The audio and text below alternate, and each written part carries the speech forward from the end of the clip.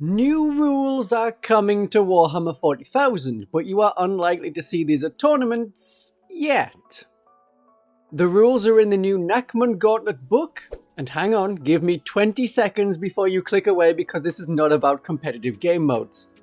They are for Crusade, but that doesn't stop them coming into general 40k rule sets later, or being part of 11th edition.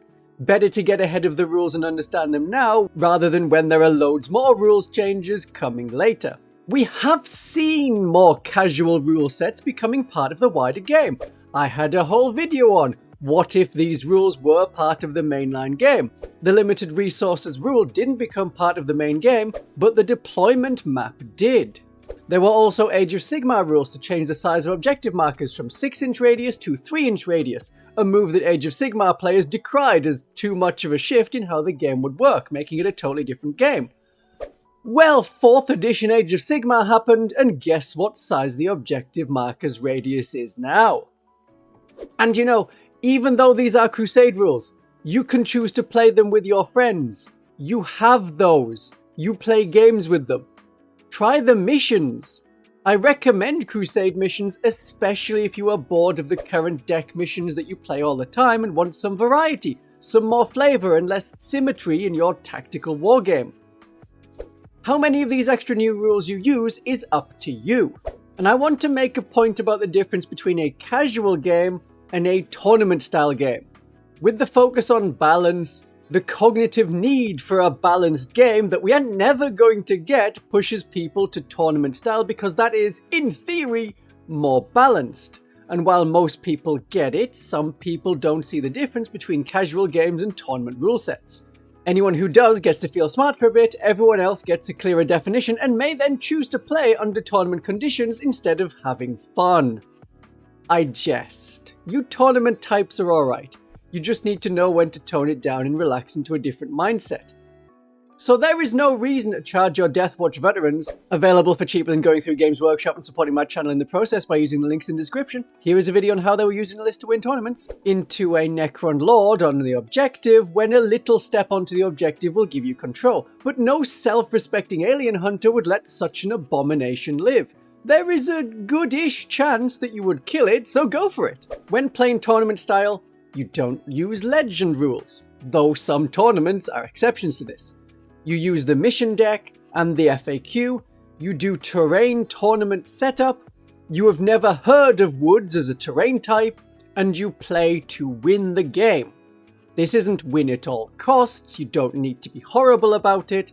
Tackling and blindfolding your enemy will technically stop them getting line of sight to any of your models, but it's frowned upon, even outside of tournaments. A casual game will be more like, you can use the mission deck, but you will draw random missions and rules and decide if you want to play with them, instead of using the table of fixed sets.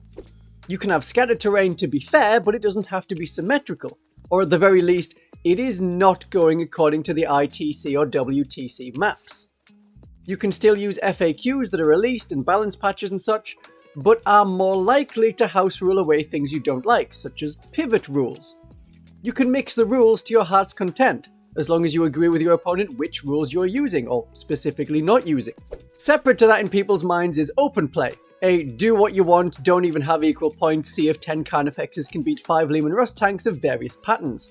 Have a siege attack, where one side has half the points of the other, but gets to set up all the terrain and objective markers on the board to their advantage.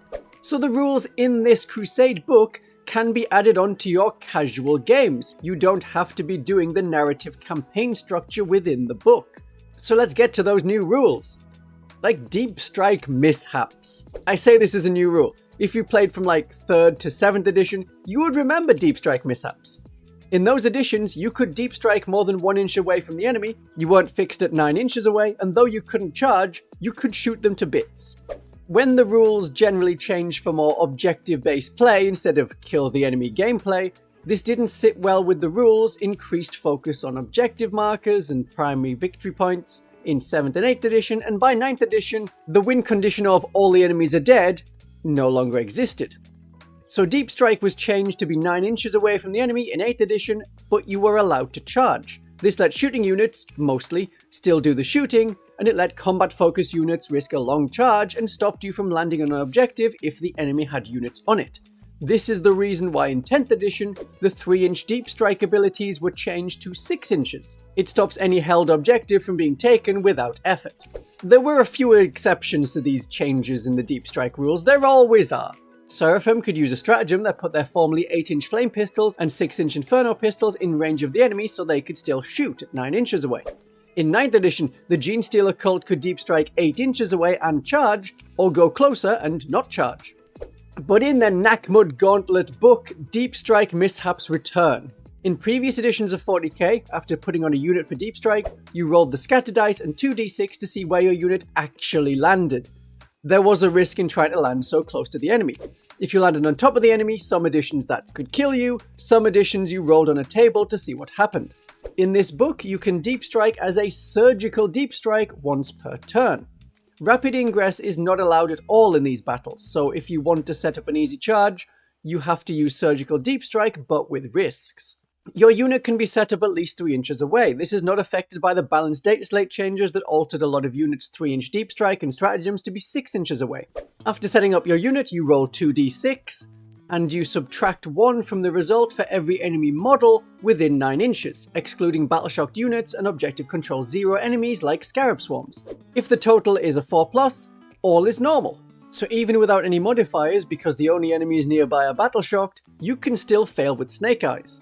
In previous editions, I have lost Chaos Terminators to a double 1 on Deep Strike. That used to be just, you die. If the result is a 3, you take a battle shock test, but can be fine from that.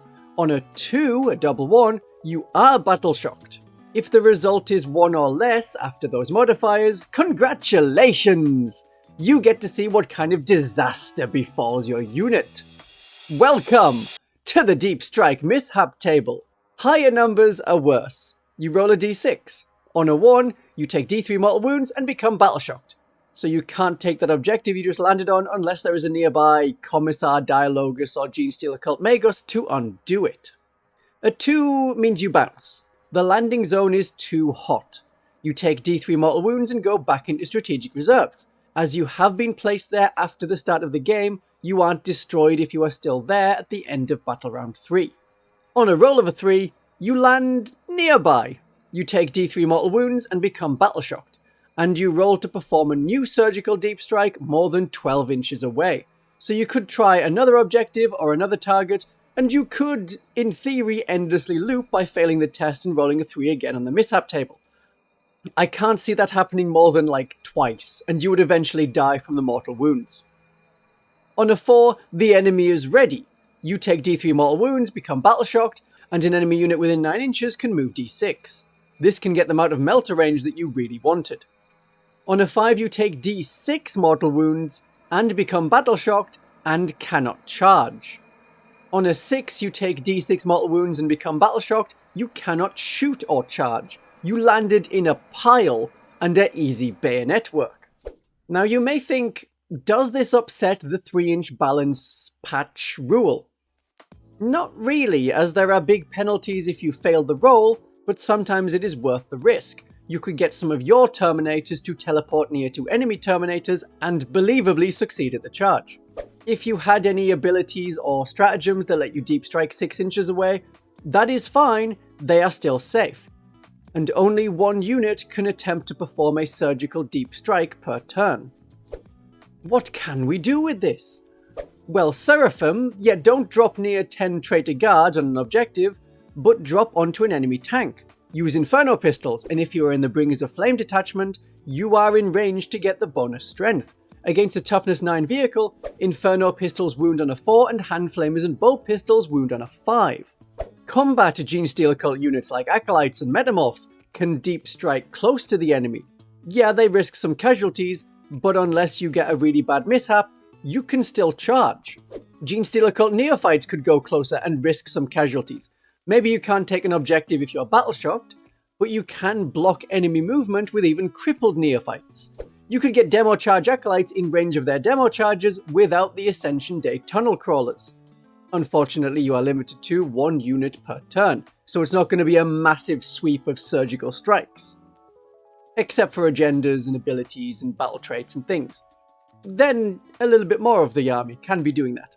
If you want to get a charge, put one of your models closer to 1 or 2 enemies. It doesn't massively reduce the chance of you failing, but then you're on something like a 7-inch charge.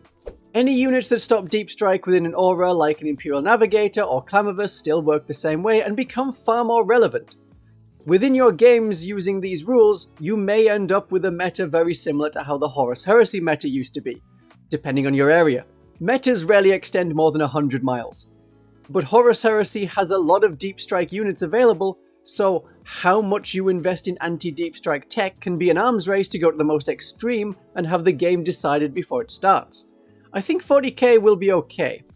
Spending 200 points for 2 squads of 5 Space Marine Infiltrators is fewer points spent on fighting units, and Genestealer Cult players, Grey Knight players, and Demons will hate you regardless of the game mode. There's another useful rule added on. If a massive enemy unit was stopping your arrival from strategic reserves through sheer horde power, there is another rule that I like and recommend. You can arrive from your own board edge even if there is an enemy within 9 inches. Your units can come on within 1 inch of your board edge. You cannot go straight into engagement range in the movement phase with this move, but also the unit you have brought on within 9 inches of the enemy unit will automatically be battle shocked. This gives you a great get off my lawn unit. You may not control your home objective again, but you can stop your opponent from doing so. I like this rule for general 40k. A strike into enemy territory early on should be risky when there are reserves yet to commit, and this book is all about reserves and Deep Strike. So will we see drop church models coming? Much as I would love it for the Adeptus Sororitas, drop pods don't do a great deal for 70 points. They don't count towards reserve limits, and you can arrive on turn 1, but they're an easy kill for your opponent for a bring it down secondary.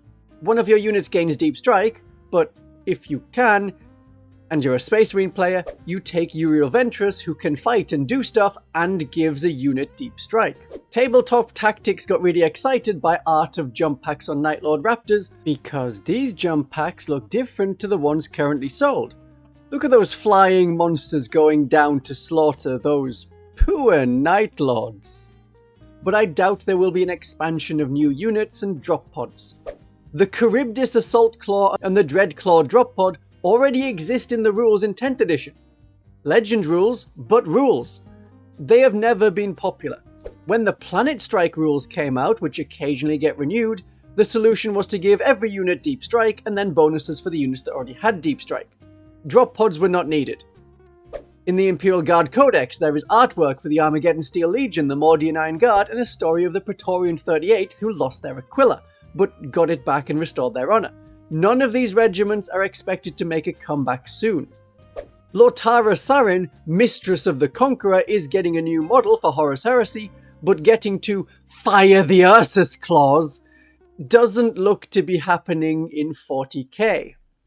The next rule is called Strategic Advantage, another rule I like. Although you may think you can make a comeback in some of the games that are not going your way, don't you hate it where you have no chance of winning, and going on with the game longer will stop the chances of a rematch in the same night. Especially Crusade games, where you score Crusade points and agendas right to the end of the game, so you have to play the full game. Strategic Advantage as a rule means that if one side is ahead by 10 victory points, the game ends at the end of that battle round. Whoa, you just said with your eyebrows. So if my army isn't fully painted and my opponent's is, I just lose after battle round 1? No. Well, that is only 1 victory point and scored after all other victory points. Nor does it apply to secondaries if you want to combine the rules with a mission deck. It only matters for progressive primary missions, and you should know that the Nachmund Gauntlet missions have very low victory points. Holding an objective in no man's land gives you 1 victory point, not 4 or 5 that you may be used to from the mission decks. So games won't end before Battle Round 4, and will only end at Battle Round 3 if one side has been so obviously flattened. There's no point continuing the game when the victory is obvious. Now there is a mechanic for it that is perfect for Crusade. The losing side doesn't get trashed and ends up taking lots of out of action tests for their whole army. Defeat isn't as bad. Genestealer Cult units are already slow to level up and used to taking out of action tests because they die easily, and units added through Cult Ambush are not part of your roster. They are not the same unit that was just destroyed, so anything they did that was good, like killing enemy units and completing missions, will not give that unit XP, because they disappear from your roster at the end of the game. There is a bit of a comeback mechanic as another element that I'm less keen on. You can't start with your whole army on the table, only like half of it. So that rule of a maximum of 50% of your army in reserves becomes a minimum. This is called tactical reserves. It's probably not going to come over to mainstream 40k and screams, buy more models. You have about half your army on the table at the start of the game, and they can't be moved into reserves. Then you have 3 reserve waves. Then you have 3 reserve waves of half that size. So a 2,000 point game would give you 1,000 points on the table and 3 groups of 500 points for a total army size of 2,500 points, but only 2,000 points will play this game. At the start of the second battle round, you choose which of the 3 reserve groups will arrive, and at the start of battle round 3, you choose one of your 2 remaining groups to arrive. Rapid ingress is not allowed at all in these battles to get around this. So I'm not a big fan. As a Genestealer Cult player, I really want a rapid ingress to set up charges, and I don't want to make a 2,500 point list and then leave 500 points in the box. You could make 2,000 points as your army and 500 points being imaginary, but it feels a bit odd. You're meant to have this sideboard so you have choices of which parts of the army come on. If you need more objective holders late in the game, you could have 500 points of just infantry. If you need more punch to get through, then you could have 500 points of tanks and heavy weapons. You get 100 points leeway, but the points usually don't add up nicely for the elements you want on the table compared to in reserves. If you have lots of Deep Strike units, this does suit your army, so yes, Genestealer Cult will be okay. We have Deep Strike on loads of units. Host of Ascension will be particularly happy. They get bonuses as they come from reserves, and Host of Ascension is now outstripped Xenocreed as my favourite detachment. It just took a while to get off the index, get into the codex, and try something different, but now I've felt, shooting people good is nice. We hit him with that American Eagle screech, Those are the big rules changes you could apply, but there are more changes we see in this campaign book. Now, the Nachmund Gauntlet campaign book is available to buy from the 22nd of February 2025. Remember those affiliate links when you do. The book also contains new battle traits with Deep Strike unit specific ones, and traits for specific unit types like beasts and jump pack units. There are more relics, more agendas, and so on, all the stuff you would usually expect from a Crusade book. Crusade Blessings got a little tweak. You still get a number of them depending on the difference in Crusade points, but the underdog, the player with the fewest Crusade points, gets a bonus one regardless. The best one is Teleportarium to give a battle line unit Deep Strike. Now I have Drop Pod Battle Sisters in all but name. There is now a way to upgrade your epic heroes, so nothing for the Genestealer Cult, as the Patriarch can have regular upgrades as they are no longer an epic hero. Having an epic hero increases your Crusade points by 1, and then one epic hero in your army gets a special Crusade ability. This is meant to be assigned by the game's master of the campaign. It can be very powerful, like gain a battle trait of your choice and that same trait on any unit the epic hero joins, or ignore all battle scars in a unit that your epic hero joins. So that's great if you have a battered but otherwise good unit. As you determine Crusade points before assigning characters, you could end up with a Crusade Blessing as the underdog, but also ignore all the drawbacks of the scars that made you the underdog. The campaign book naturally has a campaign, a location-based campaign, where you add points to a strategic site to control it, all overseen by a campaign master. I'm not going to go into covering this in more detail as this isn't Man Reed's book, but I wanted to show off some rules that you can add to your 40k games to make it more fun. Maybe you can't get a Crusade campaign going for 6 weeks, but you can get your fellow players to try out some different mission rules.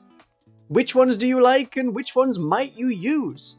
And for more on missions and other rules you can add in, there is a playlist of my Crusade related videos all showing what you can add to your games to give it some spice.